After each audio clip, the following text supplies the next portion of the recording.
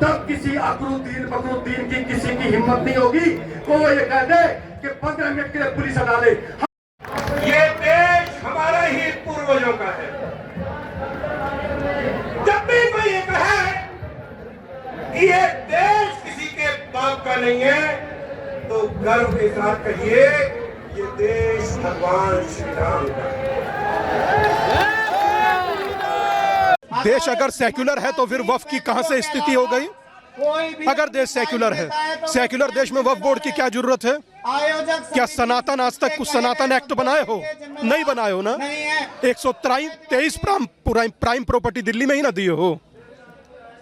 कितना दोगे? हमारे घर बाहर द्वार मकान जायदाद सब पर निशान लगवाना चाहते हैं। इसे समाप्त कीजिए, मेरी प्रार्थना। वक्फ संशोधन विधेयक को लेकर पहली बार हिंदू संगठनों ने सड़कों पर उतरकर रविवार को जंतर मंतर पर धरना दिया। उन्होंने न सिर्फ संशोधन विधेयक का समर्थन किया बल्कि इसे रद्द करने की भी मांग की। संगठन ने वक्फ बोर्ड को भूमाफिया करार दिया है। बता दें कि नवरात्रि के पहले दिन पहली बार हिंदू संगठन इसके समर्थन में सड़कों पर उतरे। जंतर मंतर पर महापंचायत में विभिन्न हिंदू संगठन इसका समर्थन करने पहुंचे। इस विरोध प्रदर्शन में सत्य सनातन युवा वाहिनी, सर्व समाज एकता मंच, जनसंख्या समाधान फाउंडेशन, राष्ट्रीय हिंदू मोर्चा, सेव इंडिया फाउंडेशन और हिंदू रक्षा दल समेत अन्य संगठनों ने हिस्सा लिया। संगठन के लोगों का कहना है, मैं सनातनी योद्धा अपने परिवार और धर्म की रक्षा के लिए अपना सब कुछ कुर्बान कर दूंगा। अगर उस पर खतरा आया तो मैं उन सभी पारंपरिक गतिविधियों पर फिर से नियंत्रण करूंगा जो धर्म से जुड़ी है। अगर कट्टरपंथ की वजह से गृहयुद्ध हुआ तो मैं अस्त्र शस्त्र से अपने परिवार, धर्म और राष्ट्र की रक्षा करूंगा। उल्लेखनीय है कि विपक्षी दलों के कुछ सुझावों को शामिल करने के बाद सरकार ने वक्फ विधेयक में संशोधनों को लेकर संयुक्त संसदीय समिति द्वारा दिए गए सुझावों को स्वीकार कर लिया है। बताया जा रहा है कि इसी आधार पर सरकार द्वारा वक्फ विधेयक को ईद के बाद संभवतः मंगलवार को लोकसभा में पेश किया जा सकता है। कोशिश यह होगी कि इस सत्र में विधेयक को कम से कम एक सदन से पारित करा लिया जाए। वक्फ संशोधन विधेयक को अगस्त 2024 में जेपीसी के पास भेजा गया था। विधेयक को पारित कराने के लिए पर्याप्त संख्या बल की जरूरत जेपीसी ने बजट सत्र के पहले सप्ताह में ही अपनी रिपोर्ट भी सौंप दी थी। बताया जा रहा है कि सरकार ने रिपोर्ट देख ली है और उसके अनुसार पुराने विधेयक में कुछ बदलाव करने की तैयारी कर ली गई है। विपक्षी दलों को इस बात का एहसास है कि सरकार के पास किसी भी विधेयक को पारित कराने के लिए पर्याप्त संख्या बल है। हाँ भैया, एक सेकंड। जो प्रजापति भाई, सैनी भाई, कश्यप भाई हैं, जरा एक बार हाथ खड़े करें। अच्छा, जितने कायस्थ भाई बहन हैं एक बार हाथ खड़े करें। अच्छा, त्यागियों भाइयों एक बार, बहनों एक बार हाथ खड़े करें। त्यागी समाज, भूमिहार समाज एक बार। अच्छा, जितने हिंदू हैं जरा एक बार। अभी मत बोलिए जरा। अगर हिंदू हैं तो जरा दोनों हाथ खड़े रखिए, दोनों भी हाथ खड़े। नहीं बोलना नहीं। हाथ खड़े रखिए। नहीं, एक सेकंड भैया, हाथ खड़े रखिए। जरा अपने दाएं बाएं आगे पीछे देखिए। मैंने भी हाथ खड़े रखे। हाथ खड़े रखिए, 30 सेकंड में हाथों में दिक्कत नहीं होगी। हाथ खड़े रखिए और महसूस कीजिए, आप जाट थे तो कम थे, आप ब्राह्मण थे तो कम थे, आप गुज्जर थे तो कम थे, आप राजपूत थे तो कम थे, आप भूमिहार थे तो कम थे, आप वैश्य थे तो कम थे, आप चैटर थे तो कम थे, आप वाल्मीकि थे तो कम थे, आप कश्यप सैनी थे तो कम थे, आप मेरे धोबी समाज, सैन समाज से थे तो कम थे। आप महसूस कीजिए, आपकी हिंदू होकर ताकत बढ़ी या नहीं बढ़ी? महसूस कीजिए दिल से, महसूस कीजिए दिल से, हिंदू होकर आपकी ताकत बढ़ी या नहीं बढ़ी? इसी तरह से इस महापंचायत से व्यवस्था लेके जाइए और ऐसे ही हिंदू बन जाइए। न केवल भारत, पूरे विश्व को आप हिंदू राष्ट्र बनाइए।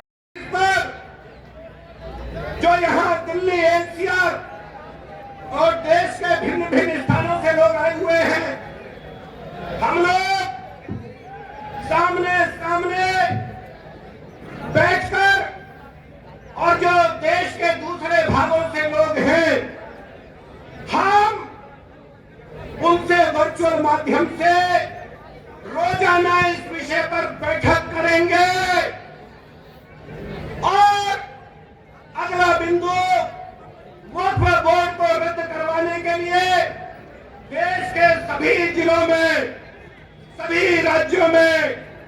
धरना प्रदर्शन प्रारंभ करेंगे।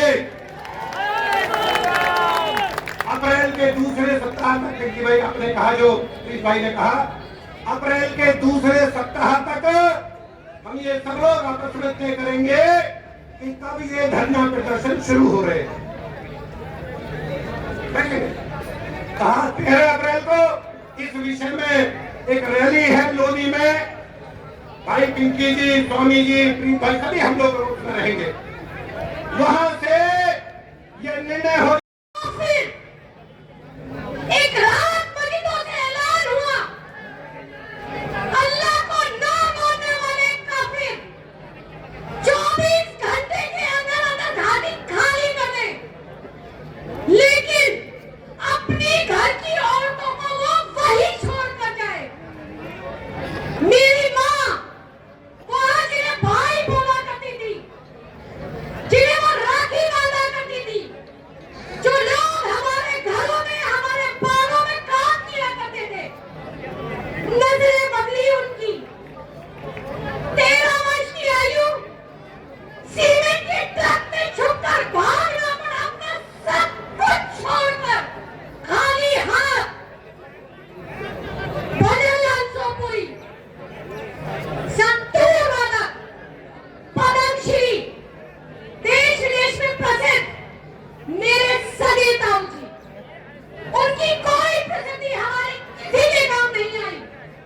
हमें वहां से भगाया गया और हम भागे, लेकिन ऐसी स्थिति वहां हमारे साथ आई क्यों? क्योंकि वहां हम संख्या में घट गए थे और दूसरा समुदाय संख्या में बढ़ गया था। हम में से जितने भी यहाँ मौजूदा लोग इस बात को सुन रहे हैं, किसी भी गलतफहमी में मत रहिएगा। आने वाले कुछ सालों में जिस तरह हमारी जनसंख्या हमारे ही देश में घटती जा रही है, हम अल्पसंख्यक हो जाएंगे। हाथ उठाएंगे और जयकारे का उद्घोष करेंगे, क्योंकि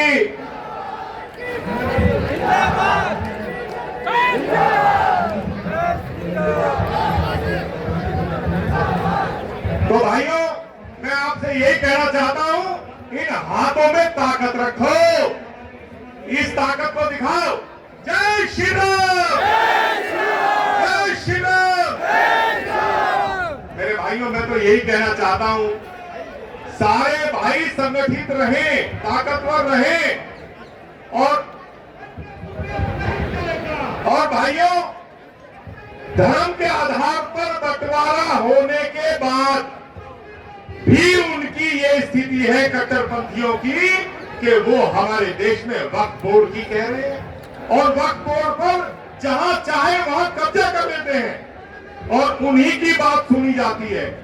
लेकिन आप आज एक बात बताओ, क्या पाकिस्तान में कहीं भी कोई भी हिंदू किसी भी चीज की मांग कर सकता है क्या? जब नहीं कर सकता तो वो यहाँ हमारी भूमि पर कब्जे की बात क्यों करते हैं? करते केवल इसलिए है क्योंकि हम लोग सुनते हैं, हमें सहन करने की आदत सी हो गई है। अगर सभी भाई पूरी ताकत के साथ एक राह में चलेंगे और एक प्रण करेंगे कि हमें इन जिहादियों से, इन भूमाफियों से लड़ना है, तो किसी की ताकत या वक्फ बोर्ड की बात करने की भी नहीं होगी। बात तो इनकी ये चारों से सिर्फ इतना सा देखिए और फिर देखिए हर आदमी के चेहरे को, देखिए हर व्यक्ति के चेहरे को। वो आपसे पूछ रहा है कि देश समान है तो फिर वक्फ क्यों? सिर्फ इतना सा पूछ रहा, देश समान है तो वक्फ क्यों? अभी चर्चा चल रही थी कि लोग कह रहे हैं कि वक्फ खत्म हुआ तो हमारा अधिकार खत्म हो जाएगा। मगर मैं मीडिया के बंधुओं से भी कहना चाहता हूं कि आज इन्होंने सूरत की एक सोसाइटी पर दावा ठोका है कि ये हमारी है। हरियाणा में कई जगहों पर इन्होंने दावा किया है कि ये हमारी है। और छोड़िए, आस्था के महाकुंभ में जहां 66 करोड़ लोगों ने स्नान किया, इन्होंने कहा कि वो जमीन भी हमारी है। ये शुक्र मानिए हमारे यहाँ तो खैर महाराज जी है, मगर बाकी देश के विपक्ष ने या ये कहूं कि सरकारों ने इनकी संतुष्टि करने के लिए कोई कमी नहीं छोड़ी, कोई कमी नहीं छोड़ी। इन्होंने जो चाहा वो पा लिया। 2014 के समय जब सरकार जा रही थी और भारतीय जनता पार्टी की सरकार आ रही थी, तो इसी दिल्ली के अंदर 123 प्राइम प्रॉपर्टी 123 प्राइम प्रॉपर्टी वक्फ को दे दी गई। क्यों भाई? और यकीन मानिए आज अगर आप चुप है तो वो दिन दूर नहीं है कि